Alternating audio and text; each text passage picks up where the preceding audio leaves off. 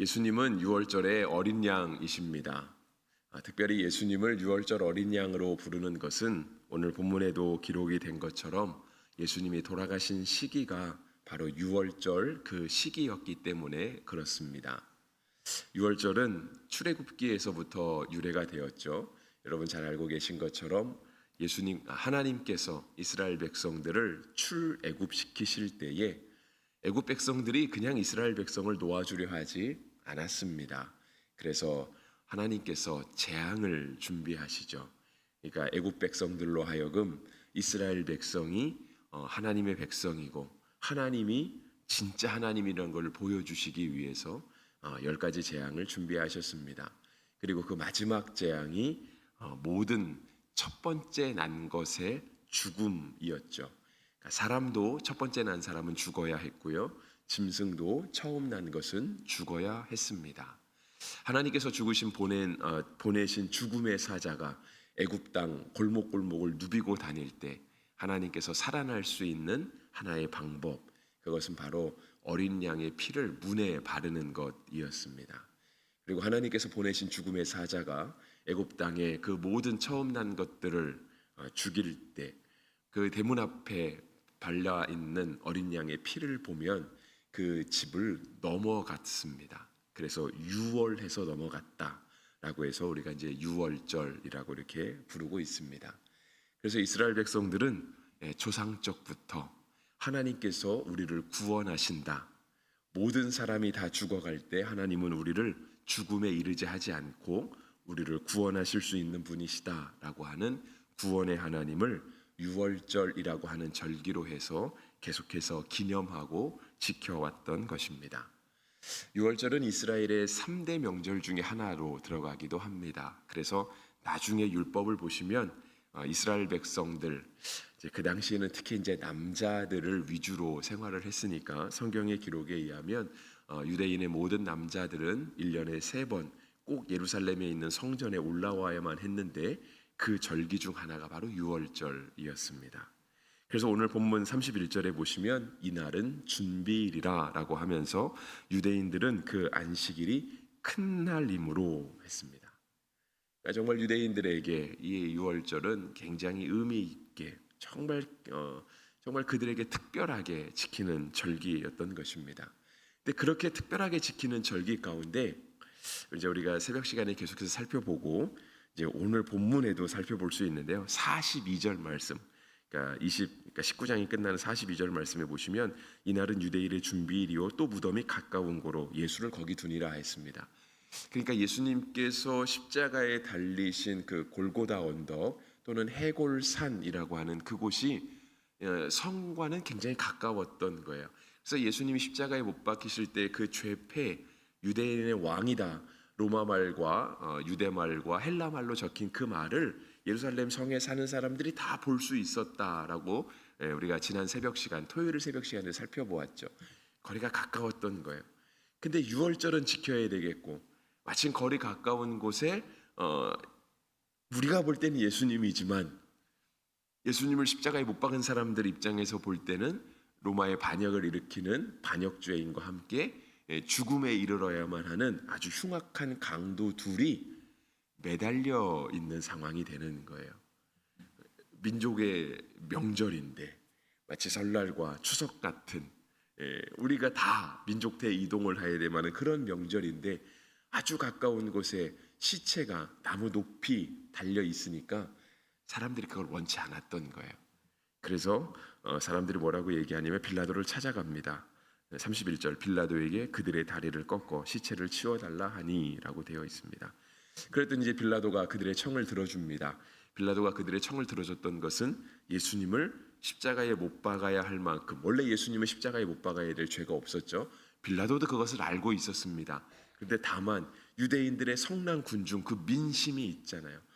만약에 자신을 왕이라고 하는 저 사람을 반역죄로 다루지 않으면 빌라도 당신은 로마 황자의 충신이 아닙니다. 당신도 그 반역죄에 동참하는 반역자가 되는 겁니다. 라고 하니까 그러한 자신의 입지를 지키기 위해서 또 민심을 들어주고 자신이 통치하는 영역을 안정시키기 위해서 유대인들의 청을 들어주거든요. 그러니까 여기서도 역시 들어줍니다. 왜냐하면 민족의 절기가 있잖아요. 명절. 그때 괜히 이 민심을 어수선하게 하고 싶지 않았던 거죠. 통치자로서. 그래서 그냥 그러면 다리를 꺾어라. 그랬던 겁니다. 이 다리를 꺾는다는 얘기는 다리를 부러뜨린다라고 하는 의미가 있고요. 여러분 많이 뭐 설교를 들으셨겠지만 십자가에 매달린 사람이 그 어쨌든 매달려 있으려면 뭔가 지탱을 해야 되잖아요. 근데 이제 다리를 부러뜨리면 사실상 지탱하기가 어렵겠죠. 그러니까 이게 사람이 빨리 죽었다라고 해요. 그러니까 십자가에 못 박혀서 이렇게 숨이 빨리 끊어질 수밖에 없는 상황을 만들어가는 거죠. 게다가 34절에 보시면 그중 한 군인이 창으로 옆구리를 찌르니 곧 피와 물이 나오더라. 그렇죠. 십자가에 매달리지 않았어도 창으로 옆구리를 찌르면 물과 피가 나올 만큼 찌르면 금방 죽겠죠, 그죠? 근데 예수님은 다리를 꺾지 않았습니다. 근데 그 이유는 무엇이었냐면 우리가 이제 어저께 본문이었는데 여러분 30절에 보시면 오늘 우리가 31절부터 봤잖아요. 30절에 보시면 벌써 예수님께서 다 이루었다 하시고 머리를 숙이니 영혼이 떠나시니라라고 하면서 예수님은 이미 십자가에서 운명을 하셨습니다. 그래서 로마 군인들이 보고 이미 죽은 걸 봤죠. 그래서 33절에 그러잖아요. 이미 죽은 걸 보고 굳이 예수님의 다리를 꺾을 필요가 없었던 거고요. 그냥 확인 차원에서 그러니까 확인 사살이라고 보통 얘기를 하죠. 그래서 이제 예수님을 옆구리를 이렇게 찌르는 장면이 나옵니다. 예수님을 십자가에서 빨리 내리려고 했던 이런 사람들의 의도가 있습니다. 그들의 의도는 딱 하나였던 거예요. 우리가 유월절을 잘 지키자. 근데 유월절은 하나님께서 이스라엘 백성을 구원하신 것을 기념하는 날이잖아요. 그러니까 하나님의 구원하심, 하나님이 우리를 이처럼 사랑하셔. 하나님이 우리를 구원하시려고 그 아주 오래전 우리 조상들이 노예 생활하던 그 애굽 땅에서 우리를 건져내셨어. 근데 하나님이 얼마나 놀라운 권능과 하나님의 능력이 대단했는지 애굽 땅에 난 모든 처음 난 건 사람뿐 아니라 짐승까지도 하나님이 다 죽여버리셨어. 근데 하나님이 우리는 살려주셨어. 하나님의 구원을 기념하는 절기가 유월절이거든요. 그런데 그렇게 유월절을 지키려고 했던 사람들이 십자가 높이 달리신 예수님은 보고 싶지 않은 거예요. 요즘도 교회마다 우리 교회도 우리 건물의 가장 높은 곳에 십자가가 있잖아요. 대부분의 교회는 다 그 건물의 가장 높은 곳에 십자가가 있습니다. 그리고 예배당에 들어와도 예배당 가장 잘 모이는 가장 높은 곳에 십자가가 있습니다. 우리는 그 십자가를 보며 예수님을 기억하는데 도리어 하나님의 구원하심을 기억하겠다라고 하는 유대인들은 예수를 치우자고 예수님 빨리 내려서 치우자. 저 흉측하다고. 우리가 오늘 같은 명절에 굳이 저 시체를 봐야 되겠냐고. 시체를 빨리 치워버리자라고 하는 거예요. 끝까지 참 가슴 아픈 모습입니다. 그러니까 예수님을 십자가에 못 박은 것도 그렇지만 십자가에 못 박히신 예수님을 바라볼 수 없었던 그들의 모습이 참 안타까울 뿐입니다. 우리는 그러지 말아야 되겠죠, 그죠? 우리는 그러지 말아야 합니다. 우리의 가운데는 우리의 삶의 가장 높은 곳에 우리를 구원하신 예수님의 십자가가 높이 있어야 할 것입니다.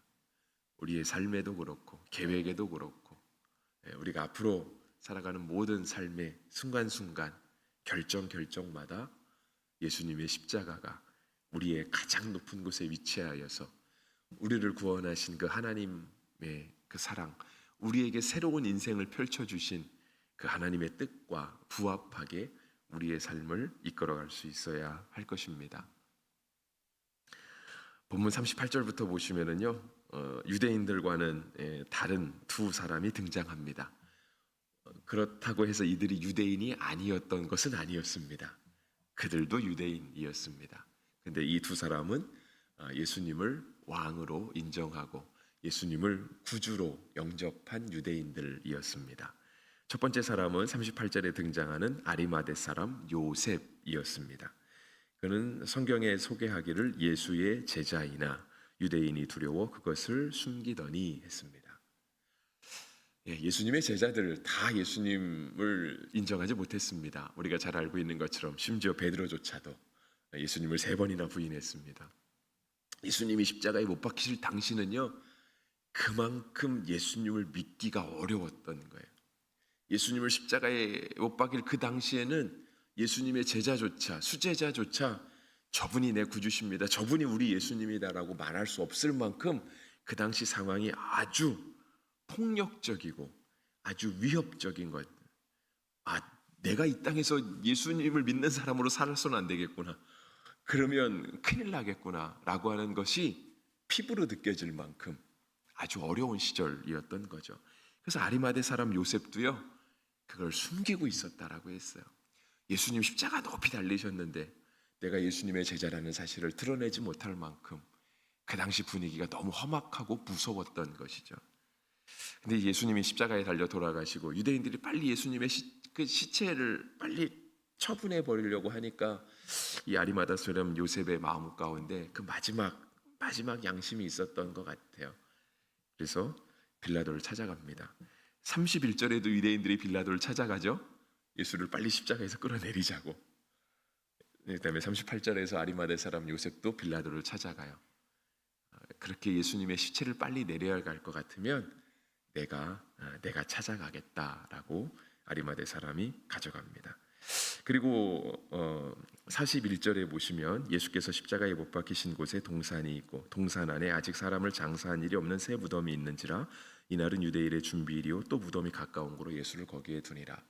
그러니까 아마 유대인들의 요청 가운데 유대 명절을 지켜야 되니까 예수님 시체 빨리 내립시다 했는데 마침 아리마대 사람이 와서 예수님의 시체를 가져가겠다고 하고 또 아리마대 사람 요셉이 성과 가까운 곳에 무덤을 가지고 있으니 아마 유대인들의 계획과 조금 부합했던 것 같아요.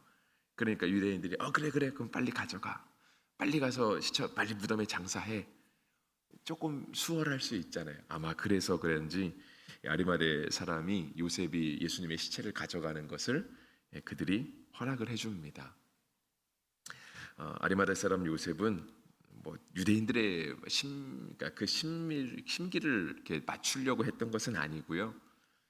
정말 예수님의 시체 그 돌아가심을 마지막에는 좀 잘 모시고 싶었던 그런 양심이 있었던 것 같아요. 그래서 그를 소개할 때 그는 예수님의 제자였다라고 소개하죠. 물론 두려워서 숨기기는 했지만 그는 이 땅 가운데 숨어 있는, 이 땅 가운데 아직 믿음을 저버리지 않았던 그런 하나님의 사람, 바로 예수님의 제자였다라고 성경은 그를 소개하고 있습니다. 또 한 사람이 등장하죠. 39절 니고데모, 요한복음 3장에 기록된 사람입니다. 그는 예전에, 일찍이라고 하는 말은 예전에 예수님을 한번 찾아왔던 사람이었습니다. 근데 이제 낮에는 사람들의 시선이 무서워서 찾아오지 못하고 아무도 볼 수 없는 자신을 숨기기 편한 밤 시간에 예수님을 찾아왔던 사람이죠. 그래서 영생에 대해서 물었던 사람입니다. 어떻게 사람이 어머니 모태에 들어갔다가 다시 날 수 있습니까? 근데 예수님이 이제 물과 성령으로 나지 아니하면 하나님 나라를 볼 수 없다라고 하면서 영생에 대한, 구원에 대한 그런 이야기를 해주셨던 사람이 바로 니고데모였습니다. 그는 침향과, 그러니까 모략과 침향 섞은 것을 한 100리트라쯤 가지고 왔다라고 되어 있습니다. 그래서 이제 이 모략과 침향은 이제 장사를 치르기 위한, 지금은 장례 치를 때 3일장을 치르던 5일장은 거의 없는 것 같아요. 요즘 거의 찾아보기 어려운데 3일장을 치르던 5일장을 치르던 이렇게 그 장례식장에 그 병원이잖아요. 장례 전문 병원. 거기 모시잖아요. 특히 이제 냉동고에 모시기 때문에 시체가 부패할 일이 없죠. 3일이 되던 일주일이 되던 그럴 일이 없어요. 근데 옛날엔 그럴 수가 없잖아요. 특히 그 중동 지방에 아주 습하고 더운 날씨, 또는 건조한 바람이 불어와도 그런 고온의 열기 속에 예수님의 시체를 장사하기 위해선 반드시 이런 게 필요했던 거예요. 모략, 침향 이런 게. 근데 한 리트라는, 여러분도 가진 성경에 보시면 각주가 있죠. 리트라는 약 327g이다라고 적혀 있어요. 근데 100리트라를 가지고 왔대요. 그럼 뒤에 공 2개 붙으면 어쨌든 예수님의 시체를 장사할 만한 그런 모략과 침향, 어떤 향재료 같은 그런 거겠죠. 그런 것들을 대강 한 32kg, 32리터, 한 33리터 그 정도 갖고 온.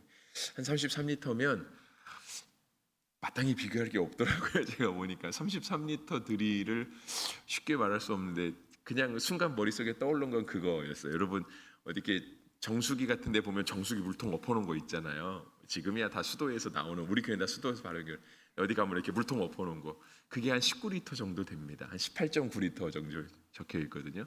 그러니까 그거 한 2통이 채 못 되는 거예요.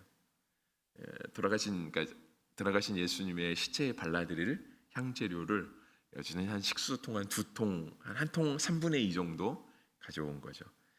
근데 참고서에 보면 그 정도 양이면 정말 한 왕 정도 해당하는, 굉장히 고위 관료나 황제나 왕 정도의 장사를 치렀을 정도의 그 정도의 이제 향재료라고 이야기를 하더라고요. 그러니까 니고데모는 아리마대 사람 요셉과 같이 예수님을 왕으로 인정한 사람이었습니다. 참 어려운 시절이었어요. 모든 군중이 다 예수님을 십자가에 못 박자라고 하는 시절이었고요. 예수님의 시체를 빨리 내리자, 명절 잘 지킬 수 있게끔 하는 그런 시절에 아리마대 사람 요셉과 니고데모 2사람은 예수님을 기억하는 사람이었다는 거예요. 그리고 다시 예수님을 세상으로 하여금 기억나게 하는 사람. 사람들은 빨리 치워버리자, 없이 하자, 우리 기억에서 지워버리자 라고 하는 그때에 예수님을 기억나게 하는 사람이 바로 이 아리마대 사람 요셉과 니고데모였습니다.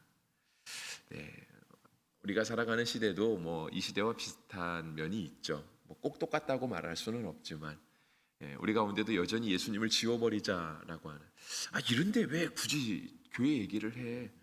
왜 이런 자리까지 와서 자꾸 또 신앙을 자꾸 얘기를 해?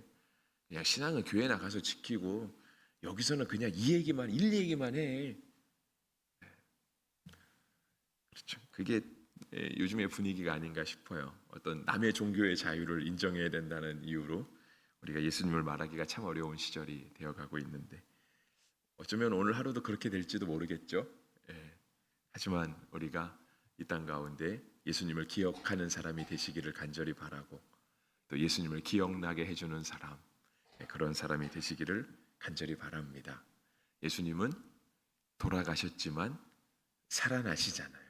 예수님은 죽으셔야 하는 게 맞아요. 그래야 우리 죄가 사해지기 때문에. 예수님이 안 돌아가시면 큰일 나는 거예요. 예수님이 돌아가신 건 맞아요. 하지만 그건 죽음으로 끝나지 않았다라는 것을 기억해야죠.